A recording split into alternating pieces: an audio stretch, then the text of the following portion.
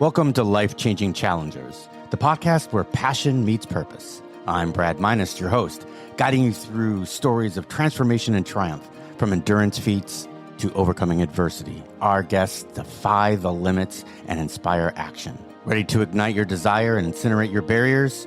Join us. Your journey to the extraordinary begins now.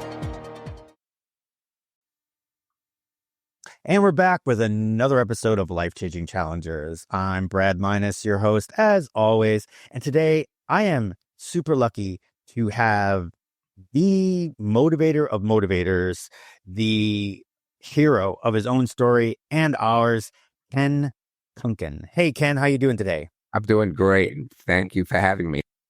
I am very honored and privileged to have you on the show. So as you can see, Ken had an accident right after his university. He ended up having a spinal cord injury at C4, C5. And we're going to get into the actual story of it and how he went through it. But now Ken is an author of I Dream of Things That Never Were, the Ken Kunken Story. So I am very excited to have him talk about that. But of course, we're going to start where we always start. Ken, can you tell us a little about your childhood? Maybe what was the complement of your family, where you grew up, and what was it like to be Ken as a kid? Well, I guess I had a bit of an unusual childhood. And in fact, I started facing challenges almost from the day I was born. My mother died when I was less than a month old. It was in 1950. It was during the polio epidemic. And very shortly after I was born, my mother contracted polio and died, unfortunately. In fact, at that time, my brother Steve, who's 2 years older than me, had polio as well. But his fortunately seemed to be a mild case, confined to basically his right leg, and he recovered fully. But unfortunately, when my mother died, my father, brother, and I moved in to live with my father's parents, my paternal grandparents in Limburg, New York. And they became, in essence, both sets of my grandparents acted basically as my mothers. So, in fact, growing up, we called my grandparents Mom and Pop for both sets of grandparents. We had Limburg Mom and Limburg Pop, and my other set of grandparents were More Mom and More Pop.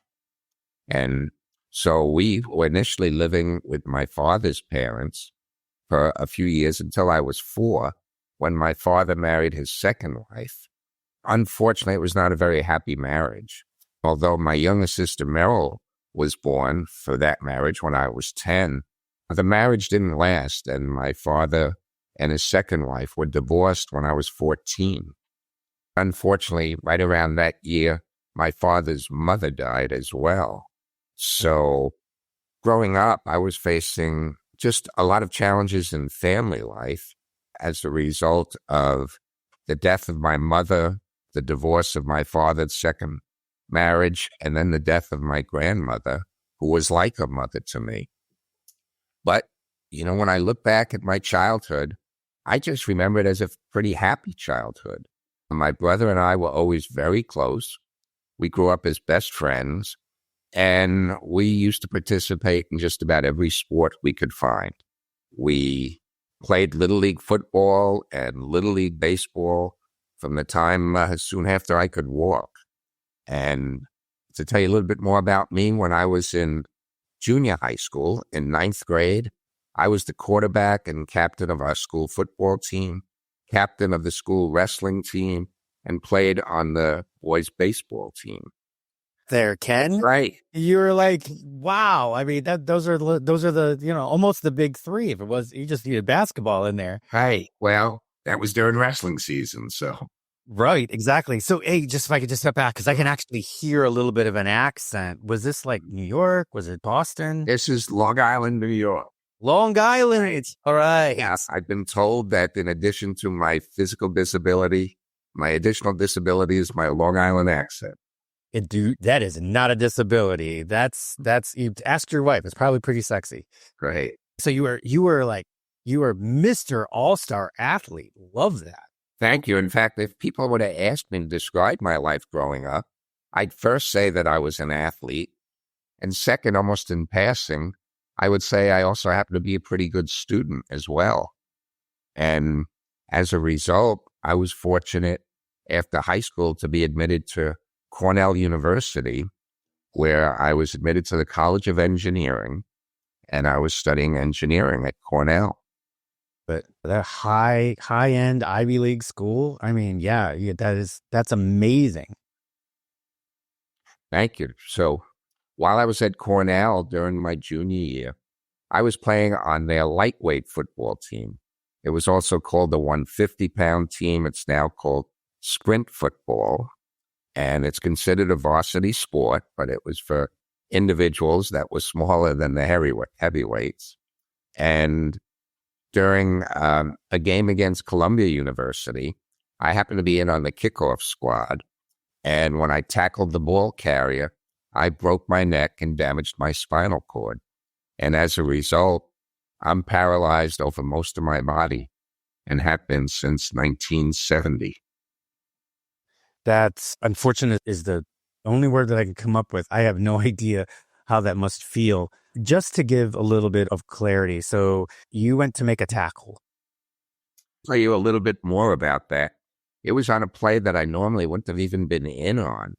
I was usually not in on the kickoff squad, but on the first play of the game, one of our players got hurt, got a concussion, and I was put in on the play I was injured to take his place. So normally I wouldn't have even been in on that tackle. But you actually made the tackle. I made the tackle. And end up head first? Tackled him head first. And unfortunately, I broke my neck and damaged my spinal cord. And just to tell you one more kind of unusual aspect about that, at the beginning of that year for football, just for some reason, I happened to have a premonition that I was going to get hurt that year. I don't know why I had that. I had never had that feeling before. But it was such a strong feeling that I actually verbalized it to my roommate. At the beginning of the year, I said, I don't know what it is. I just have this feeling I'm going to get hurt this season. And he asked me, what do you mean? I said, I don't know.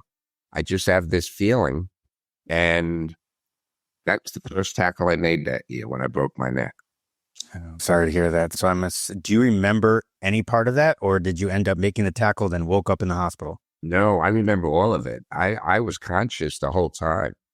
And you know what it was? I ran down the field and I was able to avoid a blocker who tried to block me. So I had a clear shot at the ball carrier and I shot out at him head first, trying to hit him so hard that it would make him fumble. And, you know, I hit him and he kind of bent over me and then fell backwards. And from what I heard, he got up slowly, but I didn't get up at all. I was conscious the whole time. And it just felt like an electric shock shooting through my body. And I went all numb, too, below my neck. I lost feeling. You know, in addition to my movement, I lost sensation below my neck.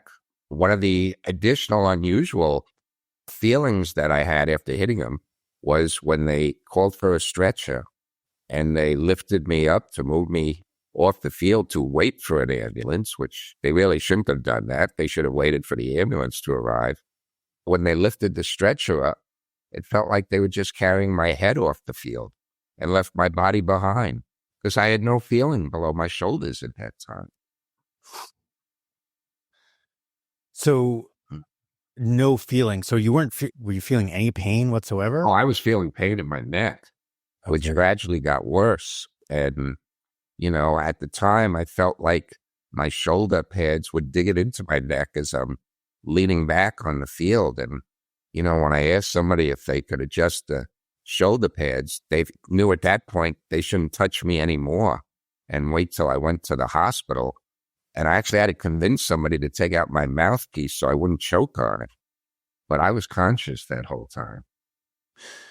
Yeah, I wouldn't wish that on anybody. So you end up going to the hospital, and how long is it before you end up getting the complete diagnosis that this is what it? Well, I was first taken to a hospital where Cornell is, and that's where they did x-rays on my neck, and they saw it was a pretty serious injury and felt they weren't really equipped to handle an injury like mine. So they put me right back in the ambulance. I mean, first they cut off my uniform, in the hospital, put me back in the ambulance, and took me to a hospital in Elmira, New York, about an hour away. And at the time, basically, they didn't tell me much about my injury or what happened. I know at some point I learned that I broke my neck, which I did, but nobody really mentioned the spinal cord injury. And, I was operated on 9 days later to stabilize my neck. And I always thought, well, I'm paralyzed because I broke my neck.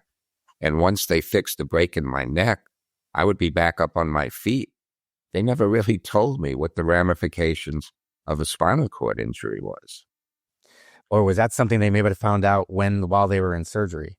I think when they saw me on the field, told I was kind of lying in a fetal position after I made the tackle.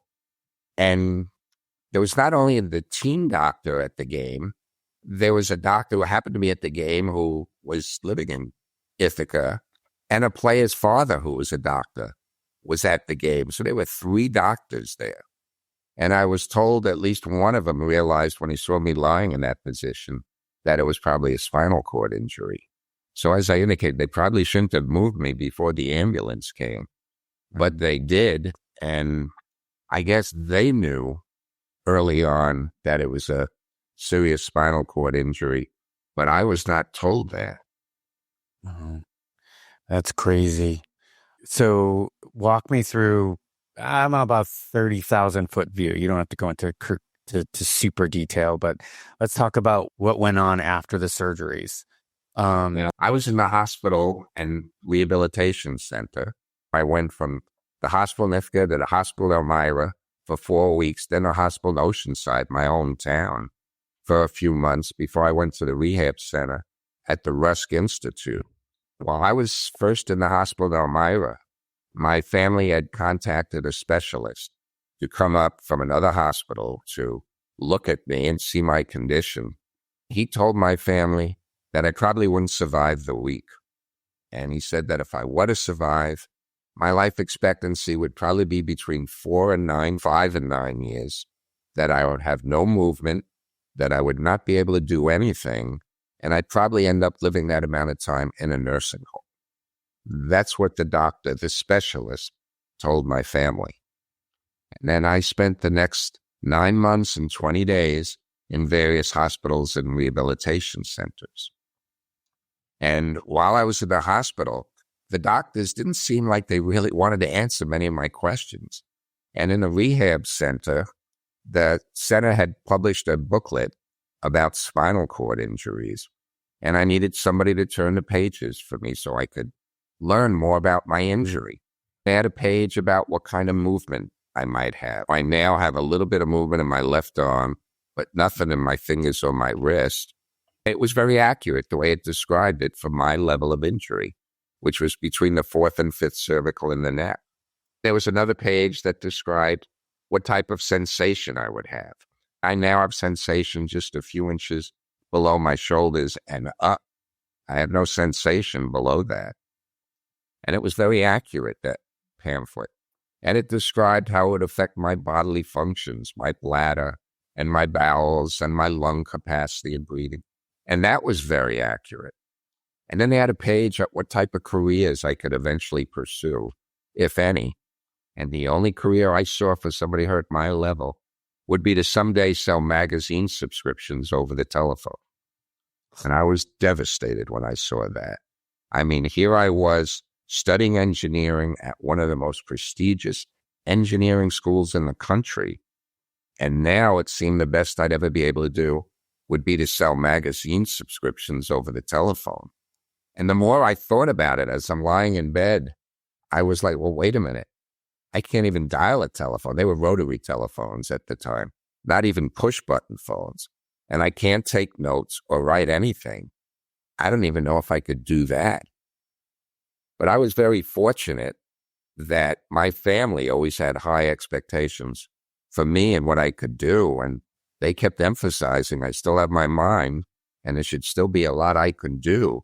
And there was one vocational counselor at the rehab center by the name of Joyce Mesh, who was encouraging me to go back to school. And through my family's encouragement and her help, I decided that I wanted to go back to school. And just 11 days after I was finally discharged from the hospital, I traveled 250 miles away from my home and family. And with the aid of a personal care attendant that I had met just once before, I returned to the Cornell campus and I resumed my studies in industrial engineering. When we talk about mindset, man, that is like, it's a bulletproof. That is badass and bulletproof, Ken. I got to tell you, just the aspect of it, because I'll be honest with you, just thinking about what you went through and trying, which I know I'm 100 times less than what you went through, trying to put myself in that situation. I don't know if I could have done it. I'll be straight up. I teach, I coach endurance athletes not for a living. It's a side hustle, but I coach endurance athletes. And these are, people that like run 100 miles and they run marathons and Ironman triathlons and all that. Right. And we talk about mindset all the time and the idea of suffering. And when we talk about it and what you went through is on totally two different aisles of the spectrum. And when you think about that, I got to tell you, I don't know if I've got it. I've done 5 of those Ironmans and 37 marathons and a bunch of other things that people think I'm crazy to do. But even me, knowing what I've accomplished and what I've done, I got to be straight up and honest with you. I don't know if I could have gone back to school. Well, but I'm glad. Thank you. And I was very fortunate that my family always encouraged me to do as much as I could with my mental ability, and that they basically assured me that they would act as my arms and legs to make sure I could still do everything that I wanted to do. And one of the messages that I want to give to people is it's so important, firstly, not to lose hope. There's always a lot people can do. Sometimes it's difficult to see what that will be right away, but there's always a lot people can do. But secondly, to keep your expectations high, because that was terrible that the best people seem to think I'd ever be able to do would be to sell magazine subscriptions over the telephone. And there's nothing wrong with somebody doing that, but I believed there was more I could do, and I didn't feel they were encouraging me or the other patients. Many of the patients that I met in the rehab center didn't seem to be doing much of anything with their lives, and I don't fault them. It was nobody seemed to encourage them or to tell them that they can still do more things. It was almost as if they were meeting people's expectations by just staying home. And I think that was so unfortunate. Now, unfortunately, when I returned to school, I had the added misfortune of being injured and returning to school 20 years before the Americans with Disabilities Act took effect. So there was virtually nothing accessible on campus. Cornell's on a very hilly terrain, and almost every one of its buildings had steps in front of them, and there was not one ramp or curb cut on the entire campus. One of my classes, which met 3 times a week, was in a building that had 16 steps in front of it. And my dorm room was in a building that had 10 steps just to get in. So on my first day of classes, I had to be either pulled up or bounced down close to 100 steps just to attend my first day. What did that look like? So going up 10 steps, are you talking about, because you said that you had one personal care attendant. Correct. I couldn't even use my electric wheelchair, obviously. You couldn't even cross the street because there were no curb cuts. So I had this one personal care attendant who would have to tilt me back in a manual wheelchair and into a wheelie position and try and pull me up the steps or bounce me down. There were other students who, when they'd see that, would try and help. The other students really tried to help, but it's still very difficult to go up and down that many steps and not topple over either backwards or forwards. So it was very difficult for my attendant to help pull me up and bounce me down. It was very difficult on me because my neck was very sore and I had to keep my head bent forward, which was still very sore. And it was also pretty scary because I knew at any moment I could fall and flip back and bang my head or fall forward out of the chair. It was very difficult by the time I got to class to spend any time even concentrating on what the lectures were. I was so worried about going up and down all the steps. And I didn't have notes. I couldn't take notes either. So I really started questioning that I must be crazy doing what I was doing, go back into school so quickly, and at Cornell, no less. But looking back on it, I'm really glad that I did it. And I couldn't have done any of it without a lot of help from my fellow classmates, from my personal care attendants, and from my family and friends. So did that routine last the whole time that you were in Cornell, or Sure did. really? It sure did. I mean, they didn't put in ramps or curb cuts. Let me give you an example of the ramp. I asked the school administration, can you at least put in a ramp to my dorm? Because then at least I didn't have to go up and down the 10 steps, getting in and out of my dorm a couple of times a day. They weren't trying to be mean or insensitive. They really wanted to help. But they said if we were to put in a ramp there, we would have to remove 2 bushes. And students might protest if we remove the bushes. And, just bear in mind, students were protesting about everything back then. This was during the Vietnam War. It was during people protesting investments in South Africa. I mean, students were protesting about everything. So when they said that, I kind of understood what they was talking about. But at the beginning of my second semester, when I was back, we had a fire drill. And of course, in a fire drill, everybody must evacuate the building. And one of the school administrators asked me the next day how I managed. And I very honestly told him I was able to get out. My attendant bounced me down the 10 steps. But I felt bad because I know I slowed up the other students who were exiting. So wouldn't you know, within 2 weeks, they put in a ramp. That was fine with me still, because at least now I had a ramp to use. And there was not one person who objected or protested to removing the 2 bushes. No matter what we say about protesters, recently in this day and age, like there's protests again. We're back to the point where everybody's protesting everybody. This thing goes in cycles, right? No matter what they're protesting for, I don't see anybody. I don't see anybody protesting your removal of 2 bushes for somebody that needs it. And let me just say, I know my fellow classmates would have done anything to help me. There was never a doubt in my mind about that. And I know the school administrators were trying to be helpful, but they weren't used to dealing with somebody in my condition at Cornell, obviously, and neither was I. It was basically the blind leading the blind. I mean, here I was, one student, asking for special favors. I felt guilty even asking for them to do these things. So times have changed quite a bit since then. I mean, this was more than 50 years ago. What was it like? I was being stared at everywhere I went.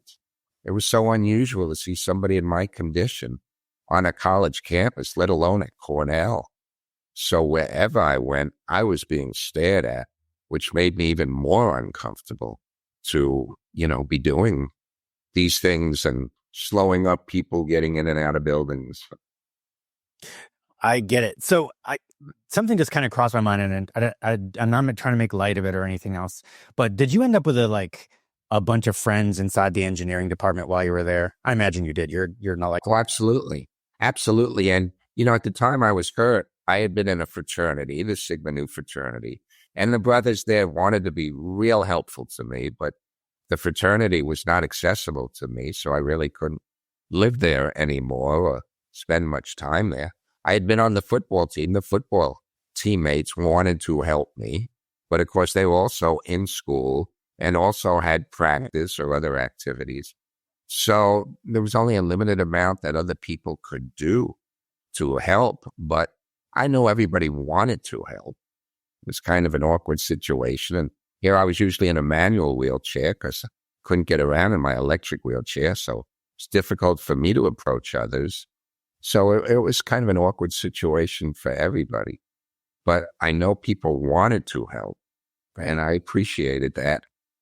I was just thinking that if there was ever a discussion while you're around your engineering student friends, like, if we tried this, maybe we put a pulley up here, we could just pull them up this way. I would think that as engineers, somewhere, some way, you guys would be starting to roll with this. Absolutely. Years later, somebody in engineering tried to develop a splint for me that on my left arm would help me open and close my fingers, but it never worked very well. I mean, this was many, many years ago.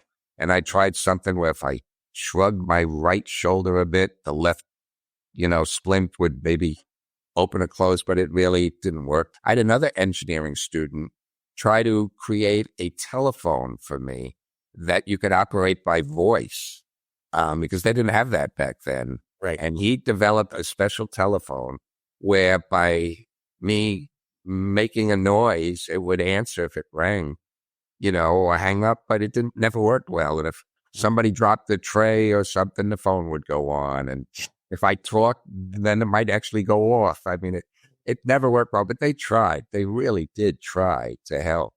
But back then, it was just such an unusual situation. Right. We really didn't know what could help or what could be done. But I mean, they did, because what my engineering friend did put carbon paper under their notes to give me a copy of the notes they were taking. Oh, well, that's so at least I had notes that way, and hope they didn't get too smudged by the time they look at them. But that's how I got by using carbon copy notes of other people in the classes. Well, I'm just glad they were able to help you out. And it just goes to show that no matter what kind of differences we have with our fellow humans, everybody down deep wants to help someone else in every single way. Some people go away from it. Some people aren't taught it. But I think down deep, everybody really wants to help. So you ended up graduating. And did you enter the job market right away? No, what happened was in 1973, 1 year after my original class that I was in, I missed the 1 year that I was basically in the hospital. I completed my junior and senior year during those next 2 years. And in 1973, I became the first quadriplegic to ever graduate from Cornell University. But, I felt back then that engineering just really didn't seem like a viable field for me. And I knew that what I really wanted to do was do something where I could help others, particularly people who may be going through either an injury such as mine, or dealing with a life-altering illness, or just facing adversity in their own lives. So I decided, with the encouragement of my psychology professor, I was taking psychology as an elective, he encouraged me to pursue a career doing counseling as a psychologist.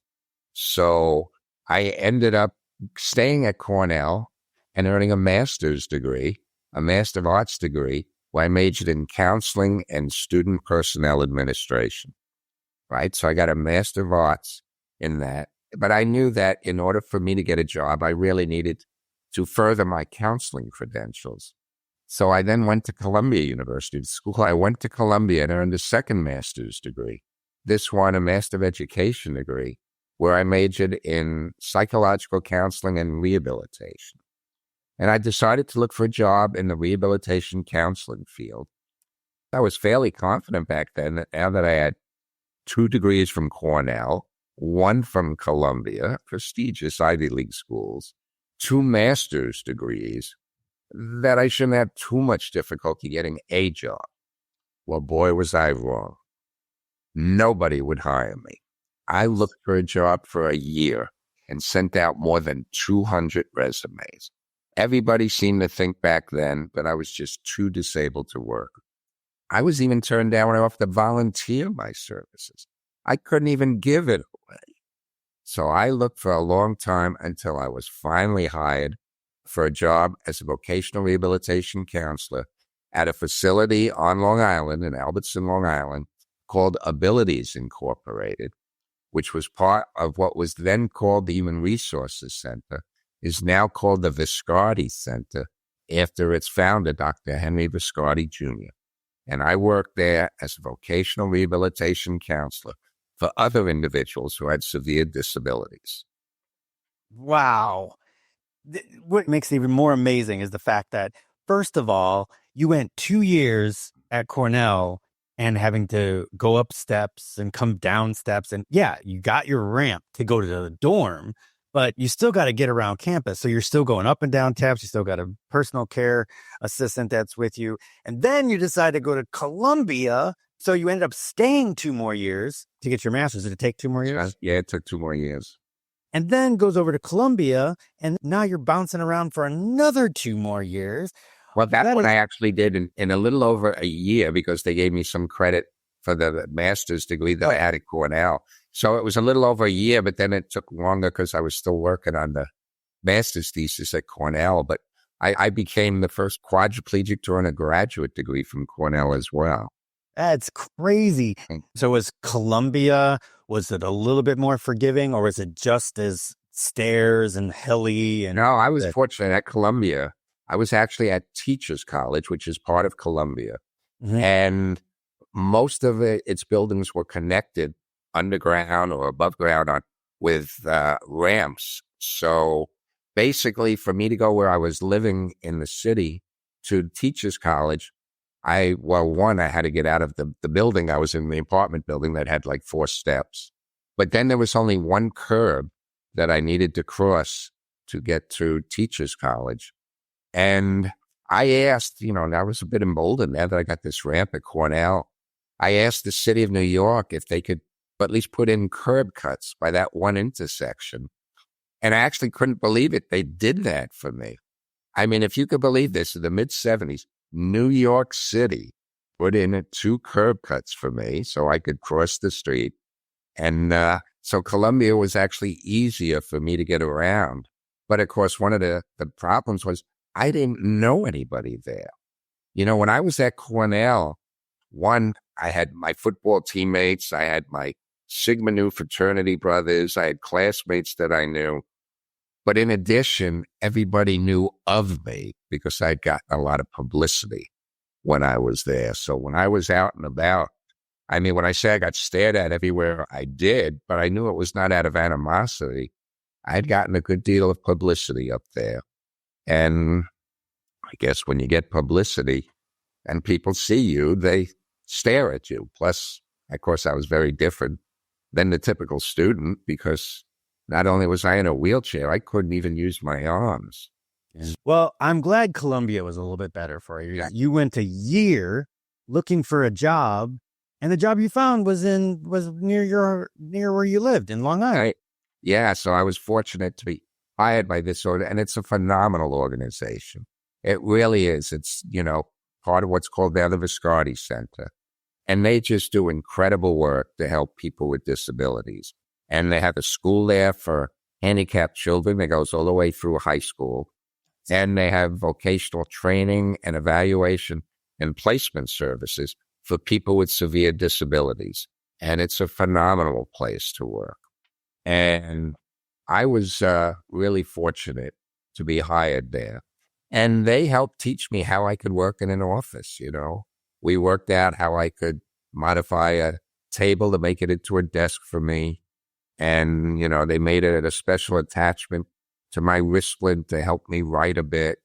And I had a phone up on a Luxor arm that I could put my ear next to and kind of hear. And they even added a special piece to my splint to try and help me dial the phone.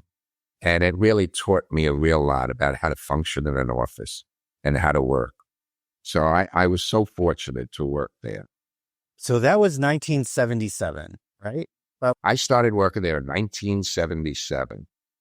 And I worked there until the end of July 1979. I loved my work at the center. I really enjoyed it there a lot. But one of the duties that I had there, they kept increasing the duties that I was doing. One of the things they had me do was to speak at conferences before groups and organizations concerning non-discrimination and affirmative action for people with disabilities. Often after my talks, I would be asked questions. And while I would certainly do my best to respond appropriately, I was always very careful to caution the questioners they should really consult with a lawyer about their concerns. And I guess it wasn't long before I started to think, there's no reason why I couldn't become that lawyer. So I decided to apply to law school. Now, at the time, my older brother, Steve, had become a lawyer, and he was actually working as a public defender. And I used to watch him in court as well. And I used to think, that looks really interesting to me as well, because he was a trial attorney, and I'd see him in court, and it looked like most of what you're doing is verbal. You could have a physical disability and still speak. So I decided to leave the center and go to Hofstra University's law school here on Long Island. And when I finally did leave the center, they not only hired a full-time counselor to replace me, but they had to divide additional duties that I was doing between two other employees. I'm very proud to say that I apparently made a lasting impression on the people there, because 30 years after I left, the president of Abilities Incorporated, which was part of the Human Resources Center, called me on the telephone and asked me to be a member of their board of directors. So ever since 2009, I've been serving on the board of directors, first at Abilities Incorporated, and since 2017 on the board of directors of their parent company, the full Viscardi Center's board of directors. My cousin Roy Danis has been so close to me over the years that he's now chairman of the board of directors at the Viscardi Center. Oh, that's awesome. That's amazing. So that just goes to show what the mind can do, right? Well, first of all, they had to replace you with 3 people, which was awesome. Well, you said they had to divide your duties. They divided additional duties. Divide the duties to other 3 people. Yeah. So obviously, can we, as, Joe Schmoes like myself, we tend to either praise you or swear by you. Because I'm imagining that the person that took over for you was like, God, that Ken is a really nice guy, but what a freaking overachieving, for him to do this to me. But, all in good fun, though. All in good fun. But that's amazing. So you went to law school? Law school, and, I didn't know at the time of any other quadriplegics who were trial attorneys. I mean, there may have been some, but I certainly didn't know of any, and certainly weren't any on Long Island. And I certainly didn't know any who were assistant district attorneys. But I happened to do an internship at the district attorney's office on Long Island in Nassau County. And I loved the work. It just seemed real exciting to me. And, I decided that that's the type of law I would like to practice. So I applied to a full-time job with the office. And I was very fortunate that the district attorney at the time, Dennis Dillon, placed his hiring decision on my ability rather than my disability. Right. And while he had literally hundreds of applicants, I was the first law student he offered a full-time position to that year. Nice. So I completed law school during a standard 3-year time period. I passed the New York State Bar exam the first time that I took it. I went through a very intensive 4-week training program where they taught us all aspects of trial techniques. But I very proudly went to court my first day, only to find I couldn't fit through the swinging doorways in the courtroom. Oh, God. There were a lot of challenges in my new legal career I didn't anticipate while I was in law school. All right. Did the bailiffs have to pick you up and over? Well, what they did was they had to remove the swinging doorways in the courtroom and remove the screws. And for some courtrooms, I had to make a lengthy detour to go around the whole lengthy area to get to the back of the courtrooms and enter through the back. And it was a challenge. But let me say, my first assignment had been to our traffic court bureau. At the time, we had traffic court as well. They no longer do that in our county. But I was promoted after 3 days in traffic court because the elevator was broken and no one knew when it would be fixed. That's how I got my first promotion in the office. Oh, wow. That's crazy. Just the thought about that. Oh, my God. But I love the fact that you got there and you got to be a trial attorney. And what I love what you said was they hired you on your ability, not your disability. And in this day and age, there seems to be a big discussion around affirmative action. And the discussion is people either with disabilities or with different races and minorities and stuff that, everybody needs a leg up because of that. And the opposite argument is that no, they don't. We go on merit, on what they've done, what they can do, and what their potential is. That's how people get jobs. That's how people get ahead in life. And you are the 100% example of that, where you're successful and you continue to be successful because of your ability, not your disability, which I love. Well, one of the things I'd like to say about that is when we talk about affirmative action or DEI, diversity, equity, and inclusion, we're talking about hiring an otherwise qualified individual who just also happens to have a disability. I mean, when I was looking for my job as a rehab counselor, there was no question I had all the qualifications.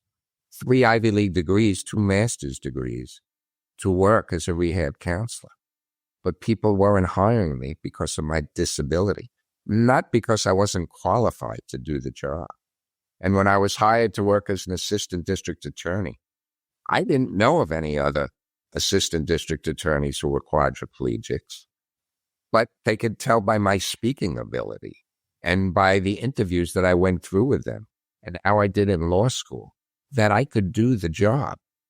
So myself, as well as others, are not asking anybody to hire an individual that is not qualified just because they have a disability. It's the exact opposite. It's to hire the qualified individual who also happens to have a disability. That's what we're looking for. And isn't that more covered in ADA versus EI? It actually absolutely is. Now, the ADA was passed in 1990, and some of its provisions gave 2 years to make facilities more accessible.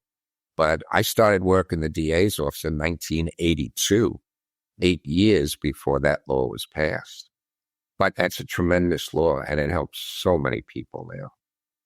Yeah, I've had some dealings with that, as my parents owned a real estate appraisal firm. And there was a lot of ADA requirements that we had to go through in order to get reports done and to make properties available to get a loan on. And there was some of the commercial properties. So I got some dealings with ADA, and I believe it 100%. There definitely is a need for it, and it does a lot of good. Absolutely. And just to give you another example, when I told you about they finally put in that ramp at Cornell, not only did nobody complain about removing the bushes, but so many of the students preferred using the ramp to walking up and down the steps. I mean, that was helping everybody. And on a fire drill, it made the evacuation of buildings a lot quicker. And when now with curb cuts and other ramps, you see it helps mothers with baby carriages. It helps people delivering supplies to buildings, right? It helps people with grocery carts. I mean, it's a win-win for so many different people. It's like a no-brainer to do these things. You mean back then they just didn't call it the Kunken Trail?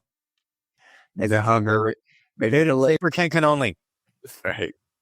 It was not labeled, but I'm very proud to say I was one of the first to have some of these done. No, and yeah, all kidding aside, but that's fantastic. So tell me, can you tell me while you were in ADA, what was maybe some of the cases that, or one or two of the cases that stand out to you? All right, let me tell you my first 2 trials. My first trial, now remember, I had just come from working for a couple of years as a vocational rehabilitation counselor. My first trial, I was prosecuting somebody who was deaf and mute. He was involved in a car accident. He was not a very nice guy. And he later then tried to assault the person he was in the accident with.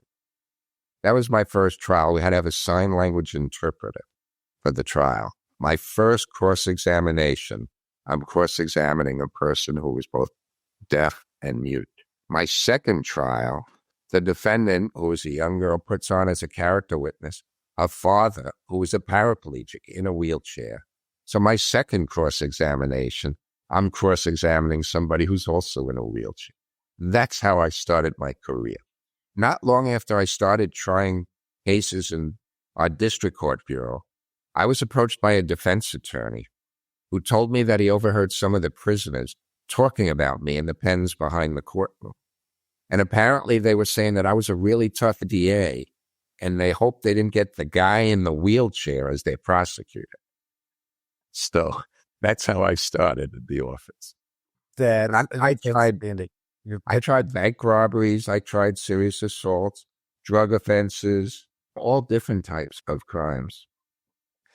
It was it sounds like you kind of harnessed that football player in you, the one that went after that tackle That's right. and just turned it into prosecution to where prisoners were freaking afraid of you. You just can't beat that with a stick. That's outstanding. And I eventually became a deputy bureau chief of our county court trial bureau, where in the office I was helping supervise more than 25 other assistant district attorneys. Well, so I was about to ask you, and you just answered it. Where did this lead? And you ended up being the boss. One of the trials that I did involved a defendant who was really kind of dangerous. He was a prior felony offender, and he was convicted of possessing a defaced handgun, as well as criminal mischief for slashing somebody's tires. And after the trial, he was convicted, but he was left out of jail pending sentence. And on the day of sentence, as I got in the elevator to take the elevator down to the courtroom, suddenly he jumps in the elevator with me. And now we're the only two people in the elevator. And he says, I have a proposition for you. He says, if you don't send me to jail, I'll agree to work as your personal care attendant for a year. Apparently, he seemed to think that working as my attendant for a year was the equivalent of going to jail for 2 to 6 years. Fortunately, the elevator door opened soon after that, and I politely denied his request and went to court, and he was sentenced to 2 to 4 years in jail. So that's just one example of a trial that I had that afterwards, suddenly I'm confronted with the defendant, and we're alone in the elevator. So can I ask about maybe things that you did outside of work? Now, I know what you did. We see it all the time. What you did was complex, and it took a lot of hours, I'm sure. Did you have things that you did outside of work, knowing that you also had to take care of yourself and you had to have personal care attendants take care of you as well? You bet. I'm most proud of is the way my personal life has developed. You see, I was very fortunate to have met, fell in love, and married the woman of my dreams. Her name is Anna.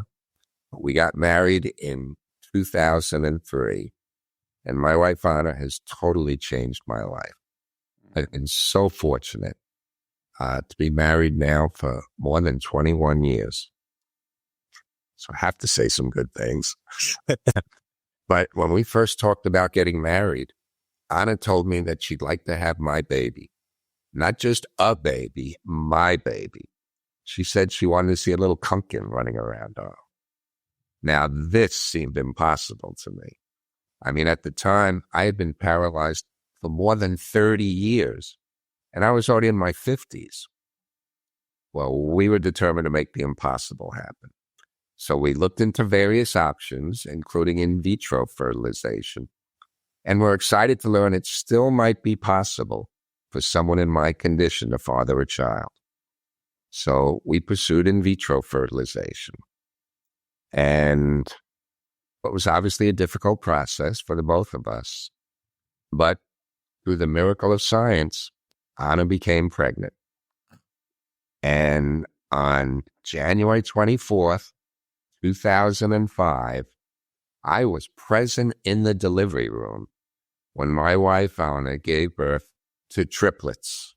Triplets. We have 3 incredible sons, Joey, Jimmy, and Timmy. They're now 19 years old. They're sophomores at 3 different colleges in upstate New York. Jeez, 19 years old right now, just a couple They'll be months. 20 in January. And bear in mind, I was 20 when I had my injury. Football players? One thing that they knew not to play, but they are active. And in fact, they all pursued the martial arts. And all 3 of them are second-degree black belts in Taekwondo. And they also work as instructors during the summer as instructors for Taekwondo. And they've been studying Brazilian Jiu-Jitsu as well when they've been home away from school. So they're very active, in great shape, not football players, but they're martial artists. And you know what? For those of you out there, that sometimes they feel like Yes. Taekwondo is one of the inferior martial arts due to, it's just not, it's not considered that because there's Taekwondo, like, uh, businesses all over the place. But let me tell you something, as also a black belt in Taekwondo, when I got that when I was 16 or 17, it's very, very physical. It's high flying jumps. And when you work out, you work out. You know what I mean? I had my fair share of Aikido and Hapkido, which is Aikido on the Korean side. It's a very passive martial arts, very superior, and it does what it's supposed to do. Let's put it that way. But Taekwondo, it's very physical. So you can get in great shape learning Taekwondo. So that's it. Hats off to them. Second degree is huge. And obviously they're going to continue growing in that. And then they'll get into jujitsu. And then before you know it, all three of them will be MMA super fighters. And are they all studying the same thing or? No, my son James is at State University of New York at Morrisville studying renewable energy. Okay. My son Timothy is pursuing a dual major at the SI Newhouse School of Communications and the Maxwell School of Public Affairs at Syracuse University, and he wants to be a journalist. And my son Joseph is going to be pursuing a career in mechanical engineering at Cornell University. No. Joseph enrolled as a freshman there. Wow, that's a chip off the old block. It sounds like all three of them are that, but that's great. That's fantastic. I can't even tell you. That just puts a huge smile on my face just thinking about it. Oh, wow. That's fantastic. So you had a family, which is fantastic. And you know what? You and I were going through, my wife was going through in vitro birth at the same time. Unfortunately, I wasn't as successful as you were, but it's interesting that it was about the same time. So I know what you went through. I know what that process entails. It's not fun. The anticipation is hard enough, but for your wife, it is not a pleasant experience. Right. So now did you end up spending the rest of your career with the ADA? Because you were I worked at the district attorney's office full time until 2016. So that was almost 34 years full time. And then for the next 8 years, I worked there as a part-time help in a part-time capacity, giving assistance and trial advice to less experienced assistant district attorneys. And I might add, I've been so proud that last year, the district attorney's office actually started a new award that they're giving out annually. Last December was the first time they gave it out, that they named the Kenneth J. Kunken Award, that they give out to an outstanding assistant DA every year. And I've been so proud that they named it after me. That's amazing. And then just this last March, you were named one of Long Island Business News influencers in law. So I've been very fortunate in the path my career has taken. And as I indicated before, I could not have done any of it without a lot of help and support from my family, my friends, my classmates, my fellow ADAs that I work with, paralegals, student intern. I've been very fortunate to have had a lot of help from a lot of people. And thank God for those people, because we need people like you around. Just everything you've accomplished in your life, which could very well have ended. They told your parents there was a possibility of that you weren't even going to make it. Then you turned that into, a bunch of master's degree, 2 master's degrees and a bachelor's degree. You didn't let that stop you. Then, even after you realized that, hey, psychology is probably the way to go. But no, that was a good fit, but it wasn't the fit. And then you found the law and you kept searching. I love that idea that that you had this ongoing search for what your purpose was, and your search was, hindered, unfortunately, by your disability, not mentally, but sociologically. You were in that part before ADA was even born or in affirmative action. I think that, you're just what I thought, and you're a superhero. You are a badass superhero. I love the fact that, you said you give all the compliments to your help, the people that helped you out. Absolutely. So showing that, hey, don't be afraid to ask for help. If you need it, ask for it. It's not strength to do something on your own when there is help around. Because when you give help to somebody, then they in return will give help to you and vice versa. When you ask for help, you are then you will find ways to give other people help, and it just becomes a pay it forward type of deal. So it always goes around that way. I constantly think about that. Again, I do a lot with cancer organizations. I've coached for cancer organizations. I volunteer for different organizations like that. But I think one of the biggest things that I remember, and this is this help example. I was in a triathlon and I'm coming up and we're on the bike portion of it. And then one of the guys next to me, and he's running with his bike, like literally running with it. Right. And I'm like, what's going on? He goes, God, I got 2 flats. And I stopped the bike. I says, I'm not getting off my bike, but in my back carrier is a tube and a thing of CO2 so we can pump it up. I says, take those. I'm out. He goes, well, how am I going to find you to repay you and get you back your tool? I says, no, you just pay it forward. 6 miles later, I hear this pop. Psh. Now I don't have a tube. Nice lady pulls up in front of me. She's like, you okay? And I'm like, yeah, I got a flat, but I gave my tube to somebody else. She goes, oh, take mine. And I was like, so see, it just keeps moving forward. That help keeps moving forward. So, Right.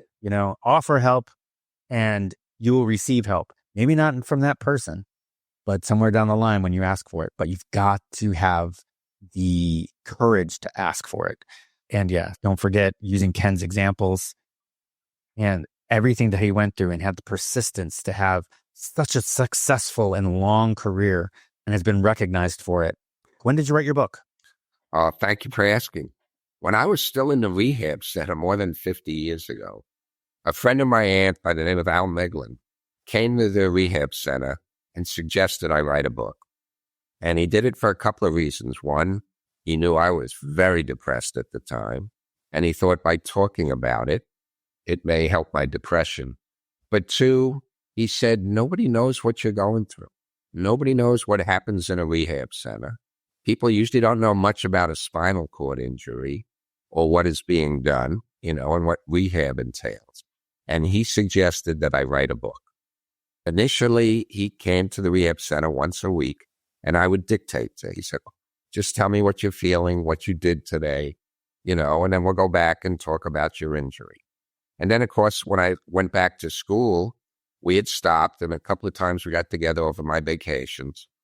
And then it stopped, and every so often, I'd pick it up again, and I would try and write on my own by typing. And with braces and splints, I could type with the eraser of a pencil.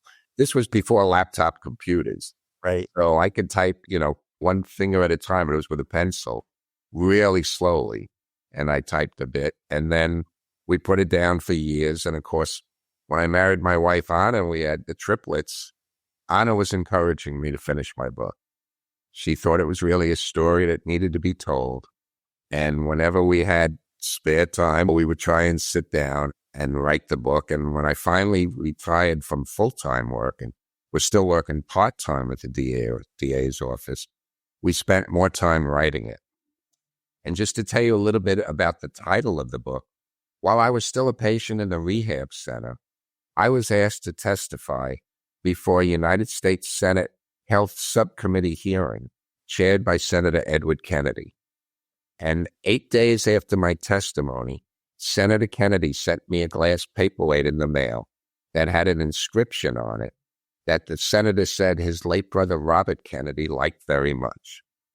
And the inscription was a quotation that I looked up. I found it was originally attributed to George Bernard Shaw. And the words on that inscription have always been very meaningful to me. Because the inscription read, some men see things as they are and say why.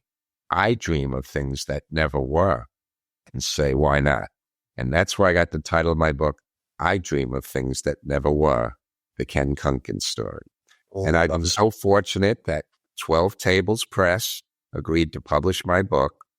And if people want to order it, one, it's available on Amazon, but they could go to my website, kenkunken.com, and they could learn other ways to purchase the book and also a little bit more about myself and my life.